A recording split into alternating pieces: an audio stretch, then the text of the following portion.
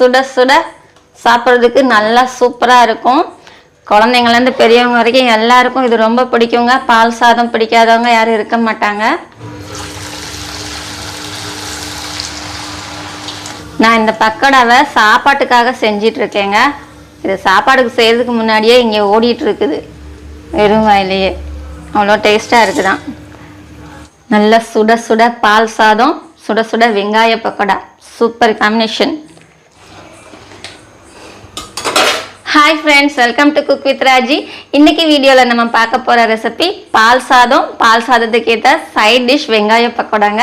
இந்த பால் சாதத்துக்கு வெங்காய பக்கோடா ரொம்பவே சூப்பரான காம்பினேஷன். இன்றைக்கி நான் அதுதான் செய்ய போகிறேன். ஸோ எப்படி செய்ய போகிறேங்கிறது பார்க்கலாம். வீடியோக்குள்ளே போகிறதுக்கு முன்னாடி நீங்கள் நம்ம சேனலை சப்ஸ்கிரைப் பண்ணாமல் இருந்தீங்கன்னா சப்ஸ்கிரைப் பண்ணிக்கோங்க. அப்படியே வீடியோக்கு மறக்காமல் லைக் பண்ணிடுங்க. வாங்க வீடியோக்குள்ளே போகலாம். இந்த பால் சாதம் பண்ணுறதுக்கு நான் வந்து இன்றைக்கி 6 பேருக்கு சாதம் வடிச்சிட்டு இருக்கேங்க. உலக்கில் 1.25 உலக்கு அளவுக்கு நான் சாதம் அரிசி போட்டிருக்கிறேன். தண்ணி வந்து 3லேருந்து 4 பங்கு அதிகமாக தண்ணி எடுத்துருக்கிறேன். ஏன்னா பால் சாதத்துக்கு வந்து சாதம் நல்லா குழஞ்சி வரணும், பருக்கையாக இருக்கக்கூடாது. அந்த உதிரியாக இல்லாமல் நல்லா பொங்கலுக்கு எந்த அளவுக்கு குழஞ்சி இருக்குமோ அந்த அளவுக்கு நல்லா குழஞ்சி வந்துடணும். அப்போ தான் பால் சாதம் வந்து டேஸ்ட்டாக இருக்கும். அதனால் தண்ணி வந்து நான் 3லேருந்து 4 மடங்கு அதிகமாக சேர்த்து எடுத்திருக்கேன். நீங்கள் எந்த அளவுக்கு அரிசி எடுக்கிறீங்களோ, ஒரு டம்ளரில் எடுத்தீங்கன்னா 4 டம்ளர் அளவுக்கு தண்ணி சேர்த்துக்கோங்க. கரெக்டாக இருக்கும். நல்லா சாதம் குலைவாக வந்துடும். இப்போ சாதம் வேகட்டும். வேகிறதுக்குள்ளே நம்ம பால் சாதத்துக்கு தேவையான பாலை வந்து காய்ச்சி எடுத்துக்கலாங்க. நான் வந்து 1/2 லிட்டர் பால் எடுத்துருக்குறேங்க. நல்லா கட்டி பால், க்ரீம் பால் எடுத்துருக்குறேன்.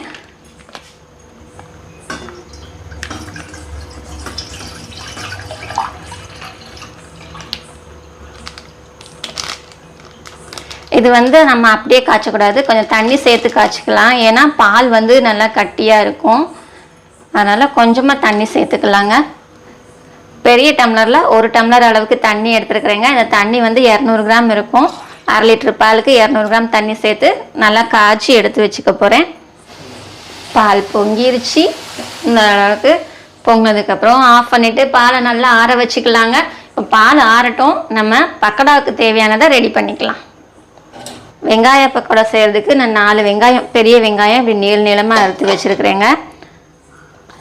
இதையெல்லாம் நம்ம ஒரு பவுலில் போட்டு, இந்த வெங்காயம் இப்படி இருக்குல்ல, இதை வந்து நல்லா உதுத்து விட்டுக்கலாங்க. தனித்தனியாக இப்படி உதுத்து விட்டுக்கலாம். உதுத்து விட்டால் தான் அதை போடும்போது உதிரியாக நல்லா பக்கோடாவாக வரும். இல்லைன்னா பஜ்ஜி மாதிரி மொத்தமாக மாவாக வந்துடும். இந்த அளவுக்கு நல்லா உதுத்து எடுத்துக்கோங்க. இப்போ இது கூட நம்ம மற்றதெல்லாம் சேர்த்துக்கலாம். இதில் நான் கடலை மாவு சேர்த்துக்கிறேங்க. வெங்காயத்துக்கு கூட கடலை மாவு வந்து ஒரு 3 ஸ்பூன் அளவுக்கு சேர்த்துக்கிறேன். இது கூடவே அரிசி மாவு ஒரு 2 ஸ்பூன் சேர்த்துக்கலாங்க. அரிசி மாவு சேர்க்கும் போது நல்லா மொறுன்னு வரும். ஒரு 1/2 ஸ்பூன் அளவுக்கு மிளகாத்தூள், தனி மிளகாத்தூள் அது சேர்த்துக்கலாம். 1/4 ஸ்பூன் பெருங்காயங்க. பெருங்காயம் கட்டாயம் சேர்த்துக்கோங்க, ஏன்னா நம்ம கடலை மாவு யூஸ் பண்ணுறோம்ல. இது கூடவே 1 ஸ்பூன் அளவுக்கு இஞ்சி பூண்டு பேஸ்ட்டு சேர்த்துக்கோங்க. ரொம்ப நல்லா டேஸ்ட்டாக இருக்கும். அப்புறம் இதுக்கு தேவையான அளவுக்கு உப்புங்க. தூள் உப்பு ஒரு 1/2 ஸ்பூனுக்கு கொஞ்சம் கம்மியாக எடுத்துருக்கிறேன். இப்போ இது எல்லாத்தையும் நல்லா கலந்து விட்டுக்கலாங்க. முதல்ல தண்ணி ஊற்றாமல் கலந்து விட்டுக்கோங்க. தண்ணி வந்து அப்புறமா ஊற்றிக்கலாம். அந்த பூண்டு சேர்த்துருக்கோம் இல்லையா, இஞ்சி பூண்டு பேஸ்ட்டு, உப்பு எல்லா பக்கமும் நல்லா கலந்து வர்ற மாதிரி இப்படி நல்லா பிசைஞ்சிக்கோங்க. முதல்ல தண்ணி ரொம்ப சேர்த்துடக்கூடாது. தண்ணி ரொம்ப சேர்த்துட்டிங்கன்னா பஜ்ஜி மாவு மாதிரி ஆகிடும். அந்த மாதிரி இல்லாமல் நம்ம பக்கோடா போட போகிறோம், அதுக்கேற்ற மாதிரி இதை கலந்துக்கோங்க. பாருங்கள், இப்படி எல்லாம் கலந்து விட்டதுக்கப்புறமா நம்ம தண்ணி சேர்த்துக்கலாங்க. தண்ணி வந்து நீங்கள் மொத்தமாக ஊற்றிடாதீங்க, கொஞ்சம் கொஞ்சமாக தெளிச்சுக்கோங்க. இந்த மாதிரி பாருங்க, கொஞ்சமாக தான் தெளித்து சேர்த்தேன். இதுவே போதுமானது. தண்ணி ரொம்ப சேர்த்துடக்கூடாது. இந்த அளவு தான். முதல்ல தெளித்து கொஞ்சமாக தெளித்து பிணையுங்க. கரெக்டாக வந்துச்சுன்னா போதும். இதுக்கு மேலே தண்ணி சேர்க்க வேண்டாம். பாருங்கள், இந்த அளவுக்கு இருந்தால் தான் நம்ம எடுத்து போடும்போது இந்த உதிரியாக பார்க்குறதுக்கு நல்லா இருக்கும், டேஸ்ட்டாகவும் இருக்கும். இப்போ நம்ம வடைச்சட்டியில் எண்ணெய் ஊற்றி எண்ணெயை சூடு பண்ணிக்கலாங்க. எண்ணெய் ஓரளவுக்கு சூடாயிடுச்சுங்க. ரொம்ப சூடாயிடக்கூடாது, மிதமான சூடில் இருக்கணும். ஸ்டவ்வை வந்து மீடியம் ஃப்ளேமில் வச்சுக்கோங்க. எண்ணெய் சூடானதும் ஸ்டவ்வை மீடியம் ஃப்ளேமில் வச்சுட்டு நம்ம கலந்து வச்சுருக்கோம்ல இந்த வெங்காயத்தை, இதை வந்து இப்படியே கொஞ்சம் கொஞ்சமாக சின்ன சின்னதாக போட்டு எடுத்துக்கோங்க.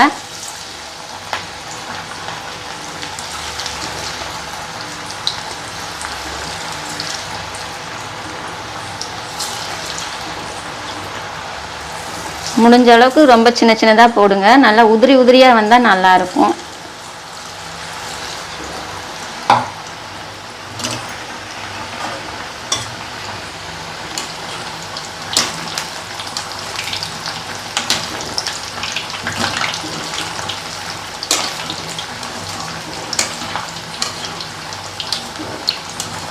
இந்த மாதிரி அப்பப்போ கலந்து விடுங்க. எல்லா பக்கமும் நல்லா வேகிற வரைக்கும் நல்லா வேக வச்சுக்கோங்க. வெங்காயம்ன்றதுனால சீக்கிரமாக வெந்துடும், ரொம்ப லேட் ஆகாது, 2 நிமிஷத்தில் வெந்துடுங்க. நல்லா வெந்து வரணுங்க, நல்லா ப்ரௌன் கலரில் வெந்து வரணும். அப்போ தான் நல்லா மொறு மொறுன்னு இருக்கும் வெங்காய பக்கோடா. இந்த அளவுக்கு வெந்தால் போதுங்க, இதுக்கு மேலே வேக வச்சா கருகிரும். இப்போ இதை எடுத்துடலாம். பாருங்க எவ்வளோ சூப்பராக வெந்து வந்திருக்கு, நல்லா கலர்ஃபுல்லாக இருக்குது.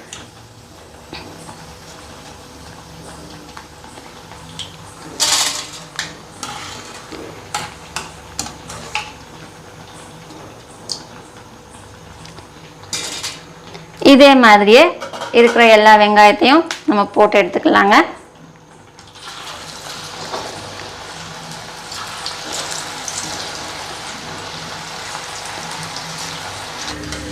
நான் இந்த பக்கோடாவை சாப்பாட்டுக்காக செஞ்சிட்டு இருக்கேங்க.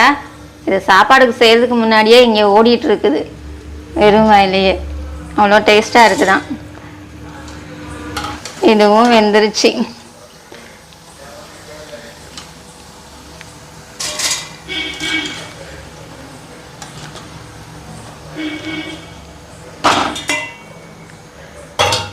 பக்கோடா போட்டு முடிக்கிறதுக்குள்ள சாதம் ரெடி ஆயிடுச்சுங்க. பாருங்க நல்லா குலைவாக வெந்து வந்துருச்சு. இதை இப்படி மசிச்சு விட்டுக்கலாம்.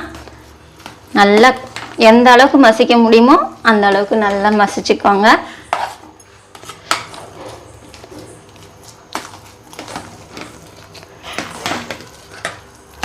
அவ்வளோதாங்க, போதும். இந்த அளவுக்கு குழஞ்சா போதும். இப்போ நம்ம இந்த சாதத்தை தாளிச்சுக்கலாம். தாளிக்கிறதுக்கு ஸ்டவ்வில் ஒரு பேன் வச்சுக்கலாங்க. ஸ்டவ் ஆன் பண்ணியாச்சு. கொஞ்சமாக எண்ணெய் சேர்த்துக்கலாம். எண்ணெய் நல்லா சூடாயிடுச்சுங்க. இப்போ கொஞ்சமாக கடுகு சேர்த்துக்கலாம். கடுகு பொரியும் போதே கொஞ்சம் கடலைப்பருப்பு, கொஞ்சம் உளுந்தம்பருப்பு இதை சேர்த்துக்கலாங்க. சேர்த்து லைட்டாக கலந்து விட்டுக்கலாம்.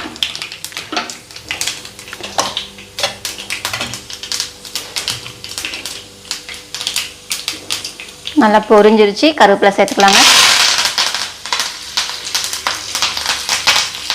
அப்புறம் மிளகாய் வத்தல், ஒரு 6 மிளகாய் வத்தல் கிள்ளி போட்டிருக்கிறேன், இதையும் சேர்த்துக்கலாம்.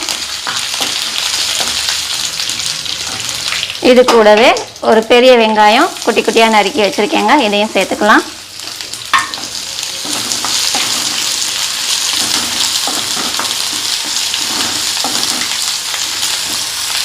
இப்போ இது கூடவே கொஞ்சமாக இஞ்சி நறுக்கி வச்சுருக்கேன், துருவி வச்சுருக்கிறேன். இஞ்சி துருவி சேர்த்துக்கோங்க, அப்போ தான் நல்லாயிருக்கும். நறுக்கி போட்டாலும் குழந்தைங்க கடித்து சாப்பிடும்போது இஞ்சி இருந்தால் ஒரு மாதிரியாக ஃபீல் பண்ணுவாங்க. இந்த மாதிரி துருவி போட்டிங்கன்னா அந்த இஞ்சி வந்து நல்லா வெந்து வந்துடும், அந்த ஒரு பச்சை ஸ்மெல்லும் இருக்காது, நல்லா டேஸ்ட்டாகவும் இருக்கும். இப்போ இந்த அளவுக்கு நல்லா வதக்கிக்கலாங்க. இந்த வெங்காயம் பச்சை வாசம் போகிற அளவுக்கு நல்லா வதக்கிக்கோங்க.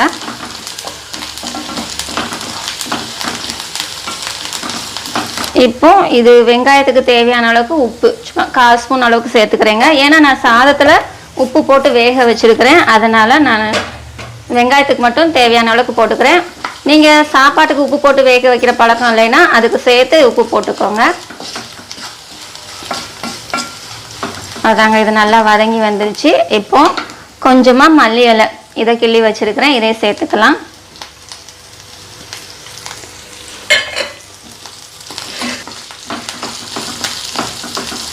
அவ்வளோதாங்க. கலந்து விட்டுட்டு ஸ்டவ் ஆஃப் பண்ணிக்கலாம். இப்போ இது சூடாக இருக்கும்போதே நம்ம வேக வச்ச சாதம் இருக்குல்ல, இதில் சேர்த்துக்கலாங்க.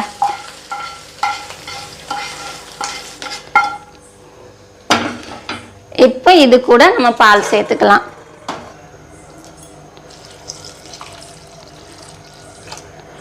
பால் உங்களுக்கு எந்த அளவுக்கு தேவையோ அந்த அளவுக்கு ஊற்றிக்கோங்க. ஊற்றிட்டு கொஞ்சம் கொஞ்சமாக ஊற்றிட்டு இந்த மாதிரி நல்லா கலந்து விட்டுக்கோங்க. ஒரு சிலருக்கு பாலோட பச்சை வாசம் பிடிக்காது. அப்படி பிடிக்கலைன்னா நீங்கள் இது கூட கொஞ்சம் தயிர் சேர்த்துக்கலாங்க. தயிர் சேர்க்கும் போது இன்னும் நல்லா சூப்பராக இருக்கும், டேஸ்ட்டு செம்மையாக இருக்கும். பாருங்க எவ்வளோ நல்லா குலைவாக சூப்பராக வெந்து வந்திருக்கு. பால் சாதம் இப்படி குலைவாக இருந்தால் தாங்க நல்லா டேஸ்ட்டாக இருக்கும். இப்போ நான் இது கூட கொஞ்சம் தயிர் சேர்த்துக்கிறேன். தயிர் சேர்க்கும் போது அந்த பாலோட பச்சை வாசம் சுத்தமாக இருக்காதுங்க, நல்லா இருக்கும், டேஸ்ட்டும் சூப்பராக இருக்கும். தயிர் வந்து நான் இந்த கிளாஸில் ஒரு டம்ளர் அளவுக்கு சேர்த்துருக்கேங்க. இது 200 கிராம் இருக்கும். இது சேர்த்துட்டு நல்லா கலந்து விட்டுக்கலாம். இது தேவைன்னா இதில் இன்னும் கொஞ்சம் பால் சேர்த்துக்கலாங்க.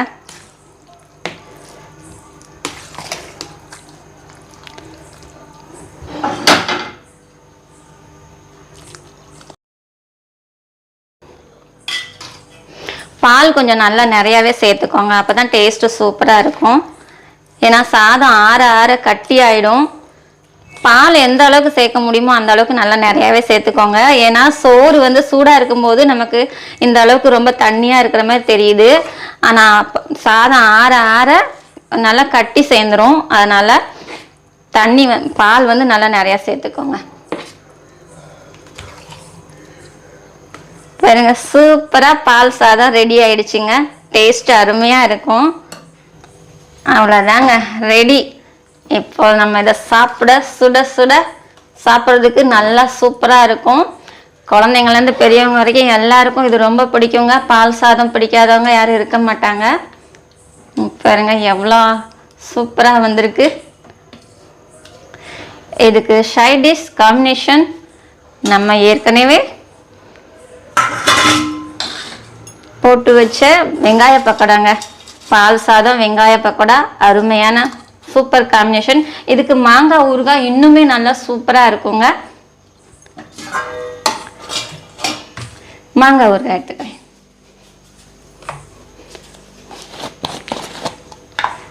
பக்கோடா அப்புறம் மாங்காய், வெங்காய பக்கோடா மாங்காய் ஊறுகாய் சூப்பர் காம்பினேஷன்.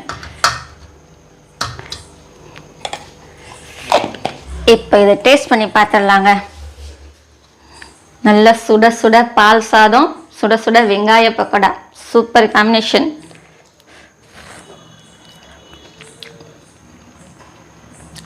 ரொம்ப சூப்பராக இருக்குங்க. பக்கோடா எப்படி இருக்குன்னு பார்த்துலாம். மொறு மொறுன்னு சூப்பராக செம்மையாக இருக்குங்க. கண்டிப்பாக இந்த பால் சாதமும் வெங்காய பக்கோடாவும் நீங்கள் ட்ரை பண்ணி பாருங்கள், உங்களுக்கும் ரொம்பவே பிடிக்கும். வீடியோ பிடிச்சிருந்தா வீடியோக்கு லைக் பண்ணிடுங்க. நம்ம சேனலை சப்ஸ்கிரைப் பண்ணாமல் பார்த்துட்டு இருக்கீங்கன்னா சப்ஸ்கிரைப் பண்ணிடுங்க. சமையல் எதுவானாலும் ரசித்து சமைங்க, ருசித்து சாப்பிடுங்க. மறுபடியும் அடுத்த வீடியோவில் இன்னொரு சூப்பரான ரெசிபியோட பார்க்குறேங்க.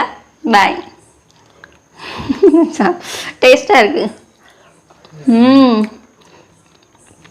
மாங்காய் ஊறுகாய், பால் சாதத்துக்கு மாங்காய் ஊறுகாய் செம்மையாக இருக்குது. நீங்கள் ஒரு பிடி பிடிச்சிடணும்.